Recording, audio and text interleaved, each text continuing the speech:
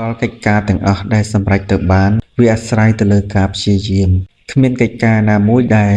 កើតឡើងហើយសម្រេចទៅបានដោយខ្វះការព្យាយាមទេសូម្បីតែព្រះសម្មាសម្ពុទ្ធបានត្រាស់ដឹងនៅក្នុងលោកក៏ព្រះអង្គមានធម៌វិរិយៈសេចក្តីព្យាយាមនេះដែរនៅក្នុងបារមីទាំង30ក៏មានវិរិយៈសេចក្តីព្យាយាមឧត្តមាតធម៌ទាំង4ក៏មានព្យាយាមរហូតដល់ព្រះអង្គទ្រង់ត្រាស់សម្ដែងថាវិរិយេទុក្ខមិច្ឆេតិសត្វលោកទាំងឡាយឆ្លងអន្លង់គឺសេចក្តីទុក្ខបានដោយសេចក្តីព្យាយាមអញ្ចឹងការព្យាយាមសំខាន់ណាស់សម្រាប់ជីវិតយើងរស់នៅបើសិនណាជាយើងរស់នៅខ្វះការព្យាយាមហើយកិច្ចការអីក៏យើងធ្វើអត់សម្រេចដែរចឹងបានព្រះអង្គលោកព្យាយាមដើម្បីបានត្រាស់ដឹងនៅអនុត្តរសម្មាសម្ពោធិញ្ញាណក៏ទ្រង់មានការព្យាយាមដែររហូតដល់ទ្រង់ត្រាស់សម្ដែងថាសត្វលោកទាំងឡាយឆ្លងអន្លង់គឺសេចក្តីទុក្ខទាំងពួងបានហ្នឹងដោយសេចក្តីព្យាយាមដែរអញ្ចឹងយើងយករុក្ខមន្តនេះមកសិក្សានៅក្នុងជីវិតរបស់យើងដើម្បីឲ្យយើងសម្រេចកិច្ចការអីមួយធ្វើអ្វីមួយឲ្យសម្រេច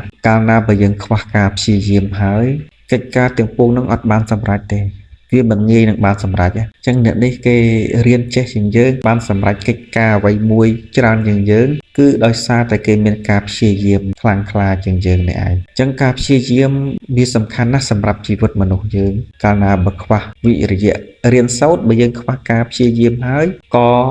មិនអាចសម្រេចបានធ្វើកិច្ចការណាមួយបើយើងខ្វះការព្យាយាមហើយក៏មិនអាចសម្រេចបានមានប្រាជ្ញាក៏មើលងាយការព្យាយាមអាងតែមានប្រាជ្ញាមើលស្រាលលើការព្យាយាមក៏អត់បានបុគ្គលខ្លះមានប្រាជ្ញាមែនប៉ុន្តែខ្វះការព្យាយាមក៏លទ្ធផលការសម្រេចកិច្ចការណាមួយហ្នឹងក៏អត់សម្រេចប៉ុន្តែការព្យាយាមវាចាំបាច់ហើយប៉ុន្តែយើងត្រូវប្រកបជាមួយនឹងបញ្ញាទៀតការព្យាយាមដោយគ្មានបញ្ញាកាលណាបើយើងខ្វះការព្យាយាមវាជាបញ្ហាមួយប៉ុន្តែបើយើងមានការព្យាយាមមួយហើយប៉ុន្តែយើងខ្វះបញ្ញាទៀតព្យាយាមក្នុងការខុសក៏វាអាចសម្រេចជាលទ្ធផលបានមានបុរស2នាក់ដែលគាត់ជិះទូកពីត្រៃម្ខាងទៅត្រៃម្ខាងដើម្បីចូលរួមជប់លៀងនៅពេលដែលគាត់ជិះទៅគាត់ជប់លៀងហើយគាត់ត្រឡប់មកវិញគាត់ជិះពីត្រៃម្ខាងទៅត្រៃម្ខាងដើម្បីជប់លៀងជិះរយៈពេលតែ1ម៉ោងឯងប៉ុន្តែពេលបន្ទាប់ពីគាត់ផឹកស្រាស្វឹងហើយគាត់ជិះត្រឡប់មកផ្ទះវិញមួយយប់បោះព្រឹកអត់តាន់ដល់គេហដ្ឋានអត់តាន់ដល់ផ្ទះគាត់ថាហេតុអីគាត់មកតែមួយផ្លែដែរតែពេលអ៊ំទៅវិញយូរម៉េះគាត់អ៊ំដល់ព្រឹកឡើងទូកនៅដដែលមិនឃើញទៅដល់ផ្ទះចេះតែឆ្ងល់ដល់ព្រឹកឡើងភ្លឺក៏លេចមើលទូកឃើញទូកជាប់ខ្សែជាប់ចំណងអត់បានដោះស្រាយចំណងអ៊ំនៅដដែលមកយប់បោះព្រឹកអានេះឲ្យឈ្មោះថាការព្យាយាមដែរប៉ុន្តែព្យាយាមដោយមិនមានបញ្ញាអញ្ចឹងរាល់កិច្ចការអីក៏ដោយយើងចង់សម្រេចកិច្ចការក៏ដោយគឺត្រូវអាស្រ័យលើការព្យាយាមពាក្យបុរាណលោកថា